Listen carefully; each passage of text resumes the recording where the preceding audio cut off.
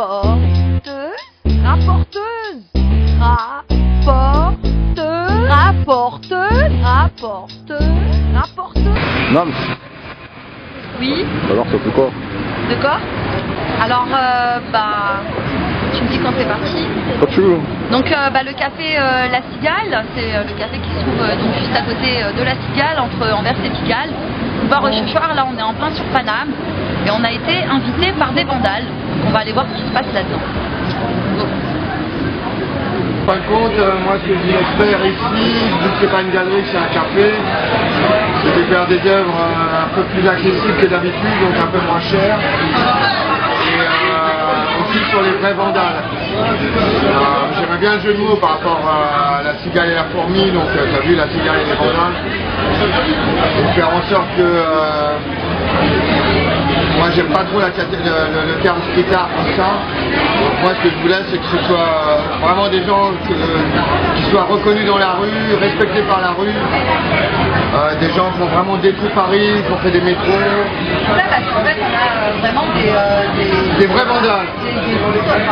Voilà, il n'y a que des gros historiques, il y a les Verts, il y a les UVTPK, il y a des candidats au suicide, DSE, donc c'est que les gens qui ont marqué leur empreinte ou les rues de Paris, de sa banlieue, de France, ont défoncé des métros.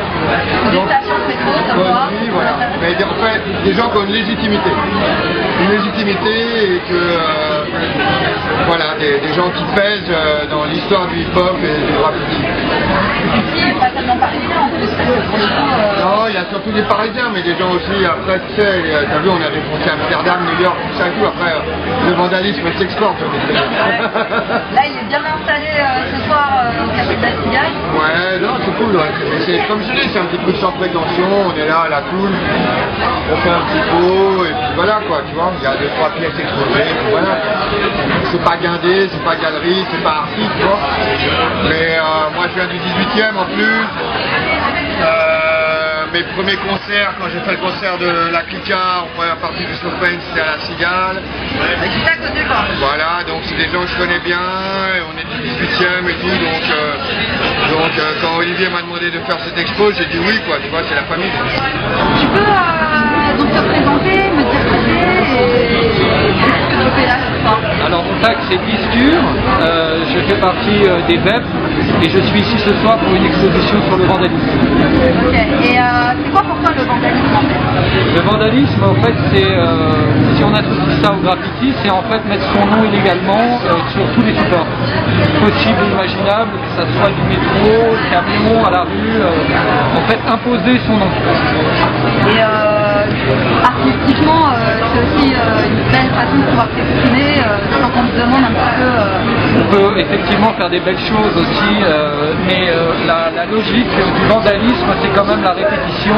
Donc essayer que ton nom en fait soit le plus vu possible et que ça rentre un peu dans la tête des gens. Le plus vu, le plus lisible. Lisible aussi, ouais. Lisible. Plus c'est gros, plus c'est bon. Ça dépend parce que tu peux aussi faire avoir du style et un peu faire ton nom dans des styles un petit peu différents. Mais là, c'est surtout pour les initiés, pour les gens qui connaissent et qui se prennent la tête à essayer de décrypter ton nom. D'accord. Et alors, on a vu là la toile que tu proposes ce soir, c'est un abécédaire super beau, moi je trouve. Ça t'est venu comment cette idée? Alors super beau, j'ai eu des échos qu'on n'aimait pas trop le rose, donc il y a des gens qui aiment moins le rose que d'autres. Les goûts et les couleurs. Mais c'est vrai que l'idée en fait c'était de rendre un petit peu la noblesse aux lettres et en fait en faisant un abécédé, essayer de faire toutes les lettres de l'alphabet le plus joliment possible, de les imbriquer les unes dans les autres pour que ça fasse un petit peu comme une pattern. Et après je travaille avec des Posca pour mettre des couleurs à l'intérieur des lettres et en faire un petit peu quelque chose de joli, quoi.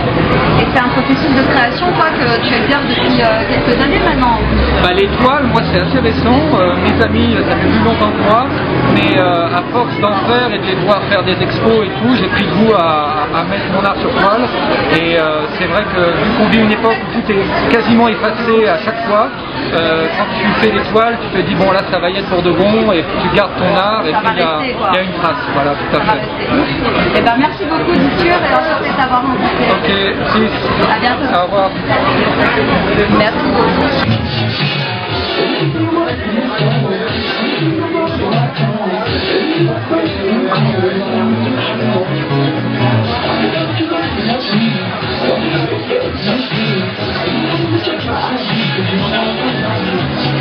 Black Haven. Enchanté. Donc on s'est croisés là à l'instant et on a commencé à discuter de vandalisme. Et tu avais un avis assez tranché sur le sujet. Ouais, moi je suis pour le vandalisme. J'aime pas quand les gens ils suivent ce qu'on leur dit. Moi je pense qu'il faut aller au bout des choses et par exemple que ce soit dans la musique, je préfère les indépendants qui font leur truc eux-mêmes que les gens qui veulent suivre le système. Et moi je pense que dans l'hip-hop, le seul secteur où on encore de liberté, c'est souvent le graffiti, le vandalisme, pas besoin de rendre des cours. T'imposes aux gens pour le jour. D'accord. Je trouve que c'est intéressant. Alors que dans la musique, beaucoup essayent de le faire, dans la danse, on essaie de mettre En même temps, tu disais tout à l'heure, ouais, le vandalisme, des fois, ça peut coûter cher aussi. ouais, ça peut coûter cher, mais après, c'est un risque à prendre. Les gens qui. C'est comme quand tu viens, tu fais de la musique et que tu fais quelque chose qui est fort pour moi, bah, forcément, tu prends un risque. T'investis, mais t'es pas sûr de. Alors, le vandalisme, tu vois, c'est comme quelqu'un qui va braquer une banque. Une chance sur deux de faire attraper ou de. Voilà, c'est la même chose. Le risque. Bon, Ahmed, tu vas bien? Ça va bien. Arrête. Sur l'entrée de la merde, je suis en galère, le rap c'est devenu.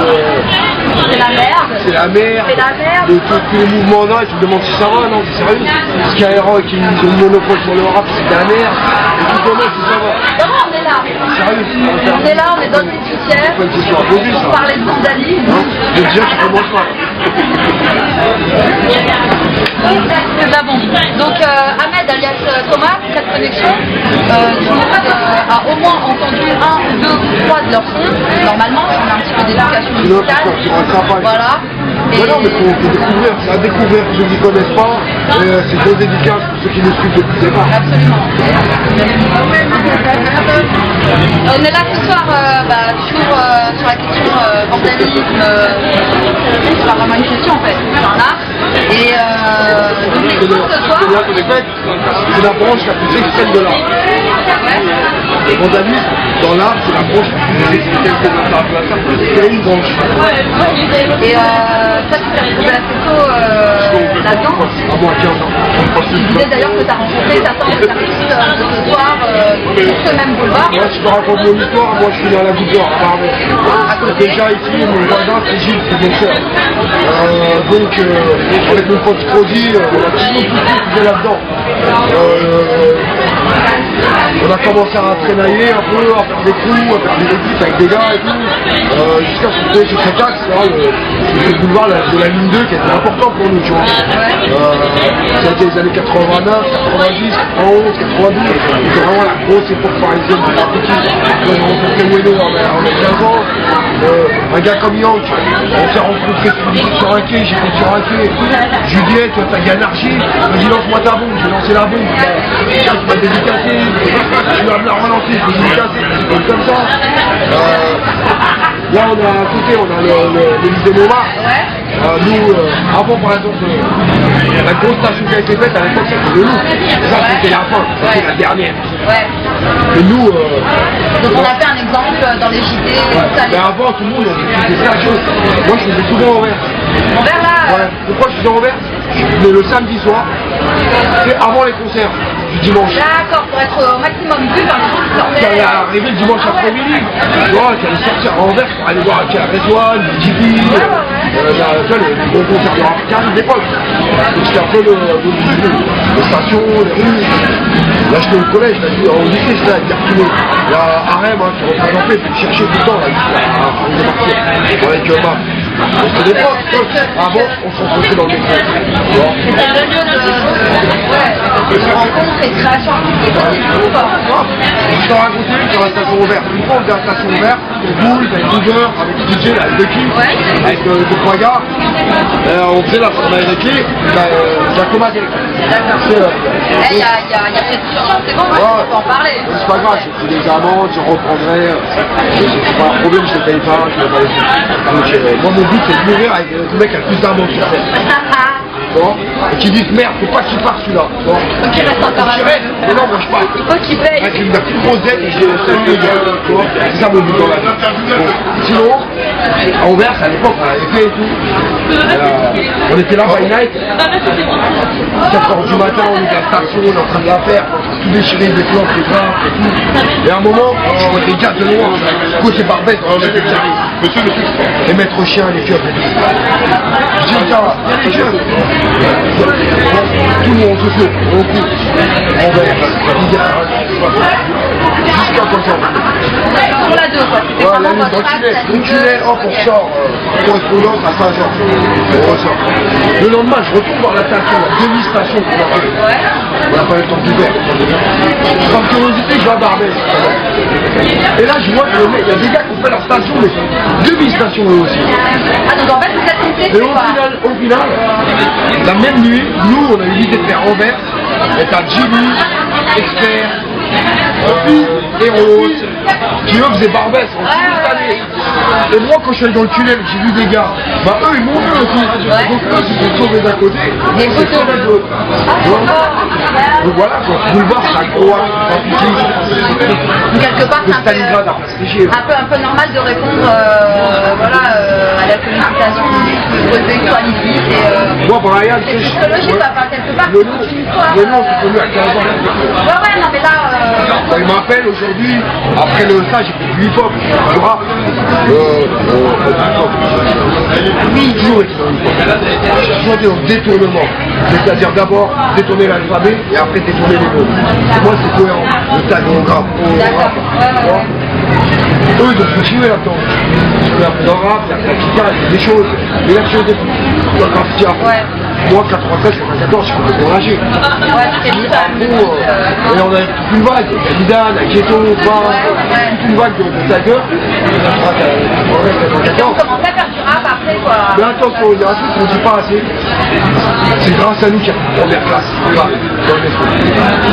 Faut pas oublier que le graffiti à Paris, ça a servi, parce qu'à un moment, ça a mis la pression aux instances. La première classe à Paris, c'était de 9h à 17h. T'as pratiqué première classe, tu peux pas aller dans le wagon. Nos parents, et puis ils allaient dans les autres wagons, blindés, serrés, et ce wagon du milieu qui était vide. Que pour ceux qui avaient quitté la mais à force que nous, on allait tout dans ce wagon-là, l'après-midi, machin, c'était vide. Donc c'est la voie libre pour taguer. Les mecs, j'en ai eu marre, j'ai compris. J'ai dit, ouais, pour empêcher les taggeurs, on va plus faire première classe. Comme ça, il y aura des gens partout. Et ils sont forcément vus, forcément, ça va restreindre l'envie de peindre. Et là, finalement, ça va pas enlever l'envie du tag, mais ça relevait la première classe. On a fait exploser une barrière sociale par le graffiti. Dans les transports. Regarde, dans le train, il y a toujours en première classe. Dans le radio, c'est en première classe. Dans plein de trucs, dans le métro, il n'y a plus. Parce que c'est nous. C'est une fierté quand même. Ouais, je pense que notre génération ça aura servi au moins à avancer cet espace de liberté-là et ce privilège que les gens avaient qu'ils ont pu. Moi, ma mère, elle travaille à 5h du matin, elle revient à 18h, elle était comme ça dans le métro, par un jour elle était un peu moins comme ça, parce que grâce à nous, on a libéré le wagon de première. Allez-y. Alors toi aussi, tu as l'habitude de prendre des livres, puisque tu nous as offert cette petite mixtape tout à l'heure. Tu peux nous expliquer un petit peu le principe? En fait, c'est une mixtape gratuite. C'est une mixtape qui est gratuite, donc j'en ai prêté à peu près, il y en a 600, je les distribue dans la rue. Et il y a le site internet. Et pourquoi tu distribues alors? Parce que moi, je pense que des fois quand tu fais un produit, c'est pas obligé de toujours le vendre aux gens. Tu vois, des fois tu peux le donner aux gens et après quand ils adhèrent et que dans le grand public, bah justement, en fait, tu peux investir dans un album, dans un produit qui fait que tu puisses... voilà, tu as quand c'était le départ que je me rends aux gens, en fait, les gens, ils arrivent pas spécialement. Ouais, il est un peu réfractaire. Ouais, voilà. Donc on est dans une société où on peut tout faire consommer aux gens, tout leur forcément. Ouais, la surconsommation. Voilà, la consommation, moi je dis aux gens, voilà, je te le donne, ok, le jour où je fais un album et tout dans les matchs. Là, tu pourras l'acheter, quoi. Moi je suis plus radical, moi c'est achète-le plus une veste à race. Ah ouais, carrément. Voilà, Ah, moi carrément. c'est du rap et c'est vendable. Moi je suis quelqu'un de... Je préfère les gens entiers et voilà. Bah, en tout cas, on n'a pas encore écouté, mais on va s'y pencher très sérieusement. Et en plus, il y a mon mail derrière. Et après, Il y a toutes les coordonnées, ouais. voilà, donc les gens après, ils viennent. Je précise, hein. Voilà. Black Lapone, c'est bêteetméchant.fr. Voilà, voilà. Donc, je viens, je peux parce qu'à la base, moi, je suis en train de me faire comme ça. Et si vous le faites comme ça va arriver au courant ce qui me le permet. Alors, je souhaite que de la réussite en tout cas, et merci d'avoir répondu à nos questions. Pas de Super problème. cool de ta part. Voilà. Merci beaucoup. Merci. À la prochaine. Ça Bonne marche. continuation. Ciao. C'est cool. Moi, je trouve qu'il y a quand même une sorte de cohésion malgré que les artistes soient super différents de leur premier ici. Ouais, parce que Il y a quand même quelque chose qui fait que... bah, on a essayé de faire un lien en étant différents, c'est technique quoi.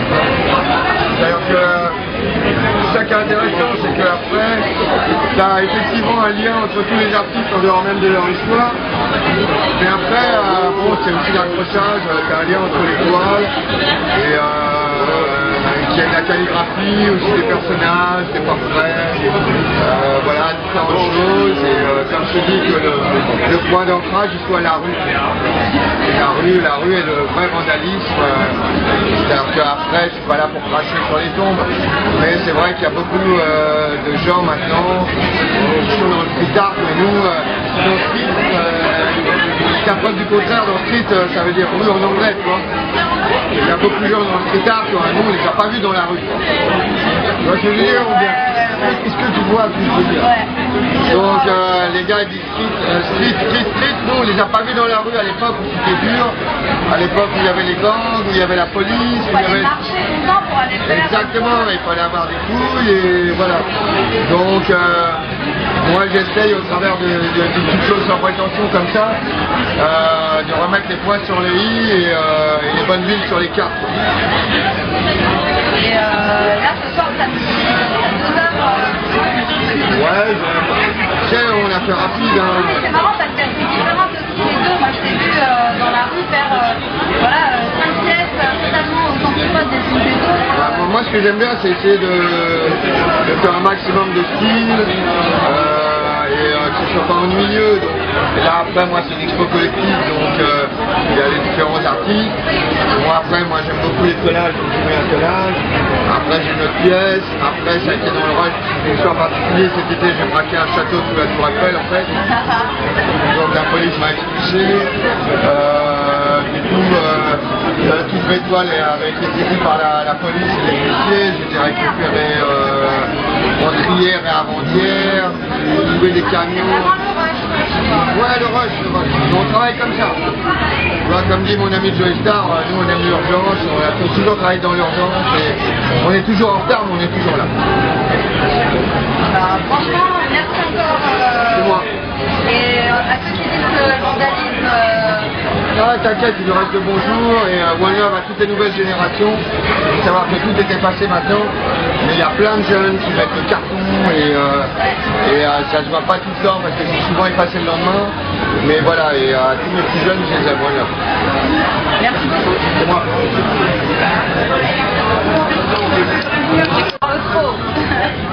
Ouais, mais en fait, comme on voit, c'est ça.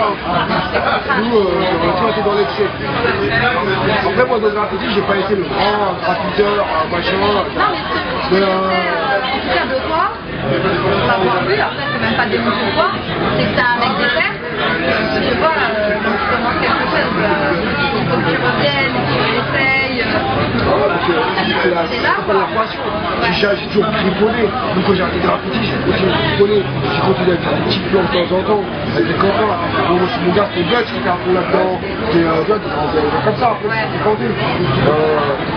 Donc, Et aujourd'hui, tu penses que le vandalisme, il en est où dans son histoire?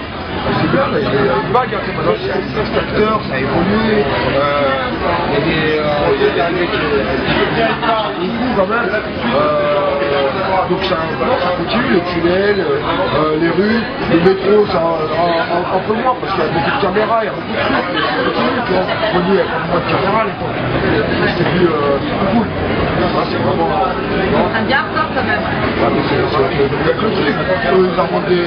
Il y a ceux qui inventent des alarmes et ceux qui inventent des anti-alarmes. Hein. C'est comme ça. Ouais. Donc en fait, à chaque problème, il y a des solutions. Exactement. C'est comme ça que t'avances, tu vois. Ouais. À l'adaptation, quoi. Eux, ils ont l'empire, nous, on contre-attaque. Eux, ils ont le 10 et nous, on a le tournevis. En tout cas, Ahmed, merci. Ah, on en a parlé. On en a parlé. Ah. On est vrai. Toujours la connexion, jamais dans la tendance, toujours dans la bonne direction. On supporte les frères, c'est normal. Ah. C'est la passion. On fait perdurer, on transmet, on avance, c'est super dur. C'est super compliqué de monter des projets, d'aller jusqu'au bout. Sur graffiti, rap, DJ. C'est tout. On n'a pas fait ça pour l'argent. Moi je passe ça. Quand je fais des sorties graffiti en ce moment, je fais des rues, je fais des trucs, c'est pas pour moi. Moi je suis dans la musique, quand je fais des concerts, je suis payé. Quand je fais des billets, je suis payé. Et commencer à être payé, c'est anesthésie. Et donc, moi je voulais retourner dans un truc pas payant. C'est pour ça que j'ai refait des risques. Je suis obligé, moi, à 38 ans, de retourner dans la street avec des bombes, prendre des risques, machin, tu vois. Le fait, c'est que tu viens toi, quoi. C'est pour passer un message aux gens.